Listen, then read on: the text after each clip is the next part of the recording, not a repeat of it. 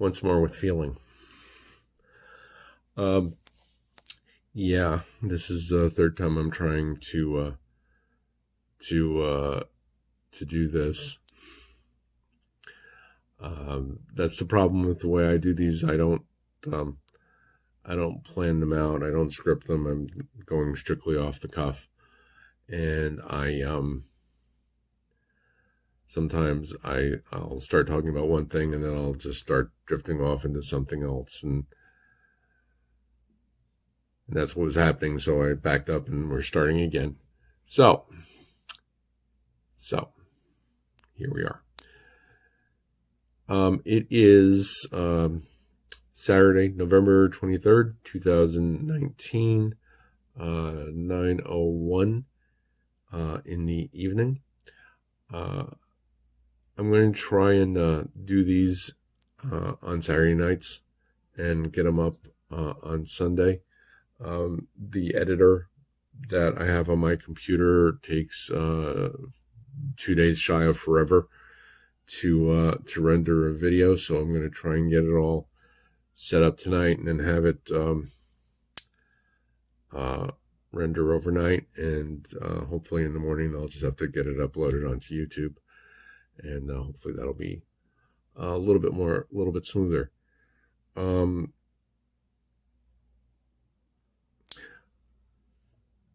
Worked on both the fast fading light and my soul to keep. Fast fading light I have to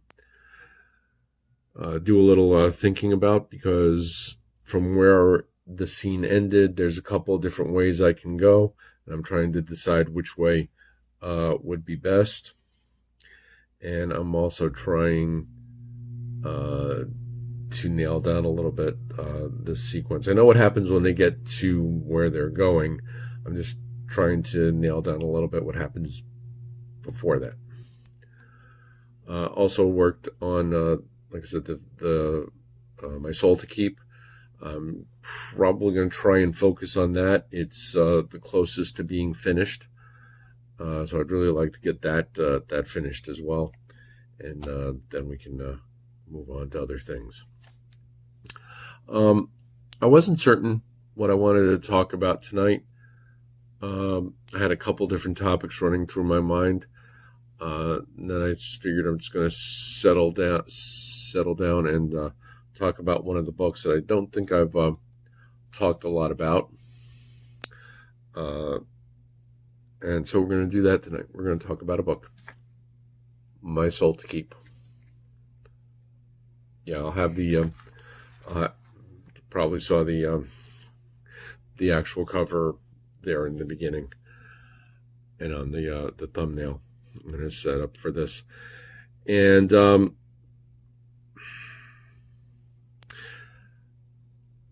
the origins of this story is really kind of interesting. One of the first big projects that I started working on ages ago was a novel titled Prometheus. And as a concept, as a basic idea, it still exists. The characters are all still there, except one. And one day I will get back to it. There's an ever-growing list of things I have to get back to.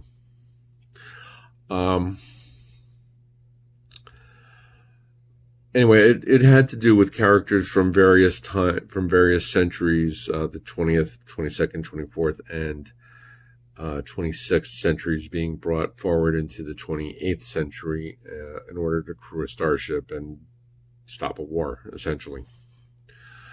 And while I was working on that, I was also thinking that I could work on some stories concerning the backstories of the characters and back in their own times. Now, one of the characters from there was a woman by the name of Lin Sillo from the 26th century. She was always described as being with security, but I hadn't nailed everything down. This was before I finalized my future history, and knew what was happening and when it happened. So eventually I figured out, okay, she was an EarthGov security agent.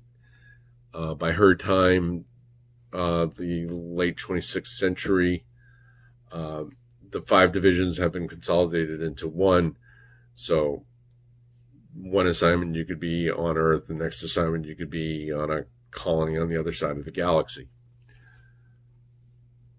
And actually, there's a sequel to this that shows that. Anyway, and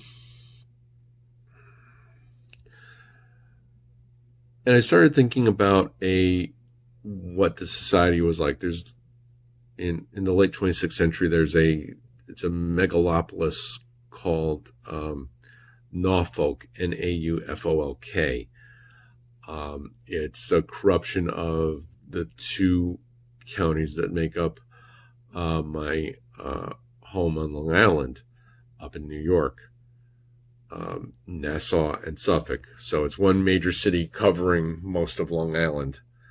If you see a map of Long Island, it's this long island sticking out from New York State. It actually has 2 boroughs. Brooklyn and Queens are actually part of Long Island, although Long Island is recognized as Nassau County and Suffolk County.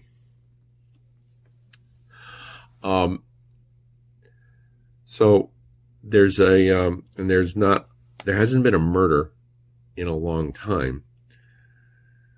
Now there's a serial killer. And he's going about committing his murders, but he's using primitive ways of doing it. He's one victim had their head beaten in with a hammer. Another was stabbed with a screwdriver. So he's hard to track because they can't track his weapons. They can't track him. And so Lynn and her partner are, as EarthGov security agents, are dispatched to work with local law to try and bring this guy in, dead or alive. They don't really care at that point. And they're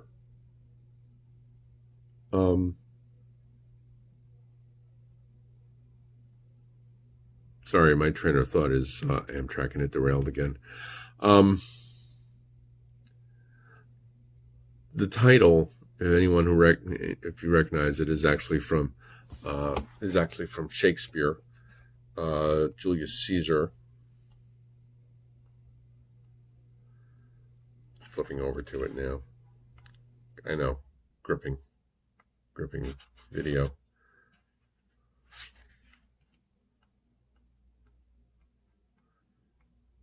I unfortunately don't have the quote memorized.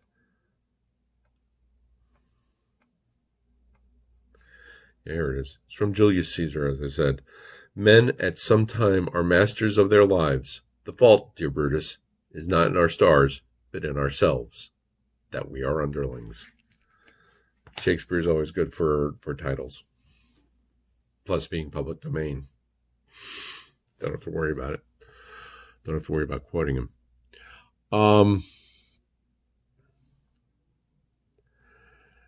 And it's also one of the few times I actually mentioned the character's ethnicity. I do mention that Lynn is black. She's actually from South Africa, South African states, as it's known. There was a problem that I had faced with this. The story is told from Lynn's point of view, but then I realized I'd come to a point where I needed to tell the reader things that Lynn wouldn't necessarily know. So what I did was I had Lynn, in a parenthetical statement, say, there's things you need to know that I wasn't privy to. So I'm going to quote Vincent's report. And so I switched to his first person point of view for a scene. Rather clumsily done, but it achieved what I wanted to achieve. Um,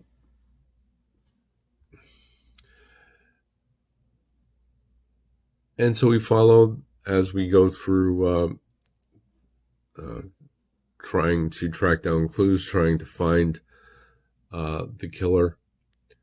Lin does confront him, but through misunderstanding, uh, he gets away.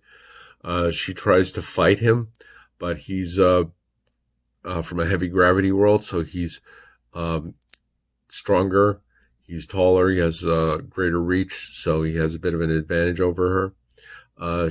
She manages to scratch him, which no one has said anything about yet, but I was kind of wondering if anyone was going to say something about, um, you know, a female character scratching somebody. And what she does was she just goes for his eyes actually, and manages to scratch across his face, and that gets some tissue samples underneath her fingernails. And from there, they were able to get a handle on who this person is. And without going too deeply into spoilers, it has to do. He was a subject of an experiment. It's left kind of open whether or not he came to Earth of his own volition, or if it was something programmed into him, or if they let him escape from Confed, the Federation of my universe. It's the same kind of idea. It's an overarching centralized government that controls most of the galaxy. Most planets tend to their own affairs, but a lot of them given to Confed and let Confed take care of it, take care of them. Earth doesn't. But they were trying to build better soldiers, not like enhanced soldiers, but take existing soldiers and shoot them up with nanotechnology and try and make them better. It kind of maybe worked. But the interesting thing about this story is really the end.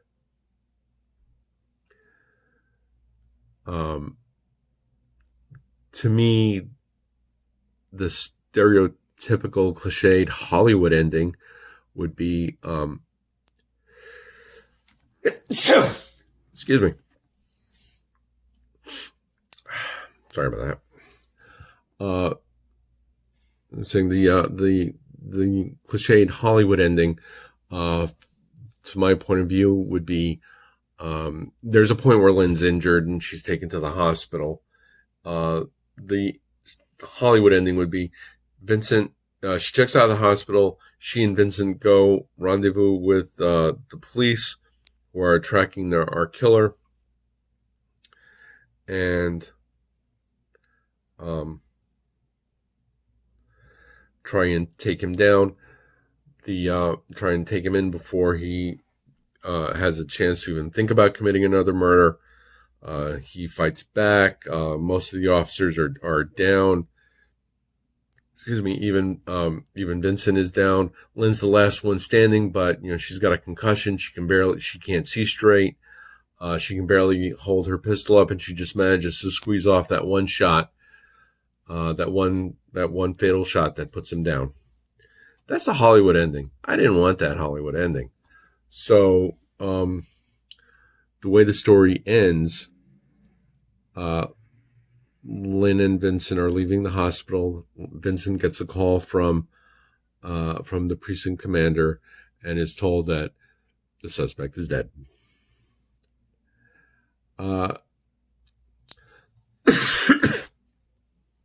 Excuse me. I've been going through some temperature changes down here. We're going from summer to late fall in about a day. Welcome to Florida. But I swear, if I'm coming down with a cold, nations will burn. Anyway, so yeah, I did that because I thought it would be a more interesting presentation, a more interesting way of changing changing up how the story ends. Instead of giving the here's a silver platter, here's the ending that you're expecting, and I can't believe I'm about to use this phrase, but I'm going to use it. I subverted expectations and did not have Lin and Vincent present for the attempted arrest. Just as an aside, if I never hear the phrase subverting expectations again for the rest of my life, I will be so very happy. And it ends very quietly with Lin on medical leave, and she gets a cryptic email, basically saying, "Hope you're feeling better. Everything's coming along just fine." And there's no identifiers. The address doesn't even indicate where the address for where it was sent from.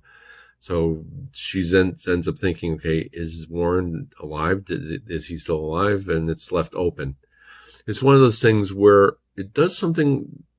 The story doesn't actually end. It just kind of stops. And we're left wondering, okay, is he dead? Is he not dead? Is he still alive? Is he not alive? And it's left open. I leave it to the readers to figure out what happened. Now, I do have a sequel to The Fault Lies Not. It's not a direct sequel. It's another assignment that Lin and Vincent are sent on, and there's another agent that they bring along who actually readers will have seen before. They just have to pay attention. And it's called Jedna. It does introduce another character that I hope to have around for a while, but that's in the future. So that's a little overview. I'm sorry there were spoilers. I'll have that in the title down below. I'm sorry, I should have said something at the beginning. But so yeah, The Fault Lies Not. Good book. Really like it. Like Lin and Vincent. Hopefully I'll be able to get to Jedna soon and get that out. But who knows with me? Sometimes it's quite possible that I can that I won't get it finished, but I will certainly try.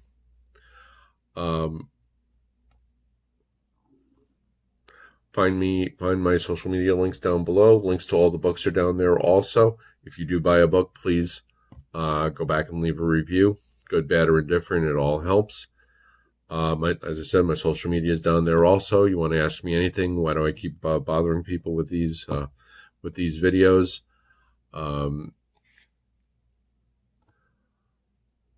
Then just ask away. I don't spend a lot of time on Twitter, but if you send me a DM, I will certainly respond to it. And with that, we'll bring this to an end, and I hope to be a little bit more focused next week. But for now, remember, we are each of us the heroes of our own stories and the villains of someone else's. See you next week, guys. Bye.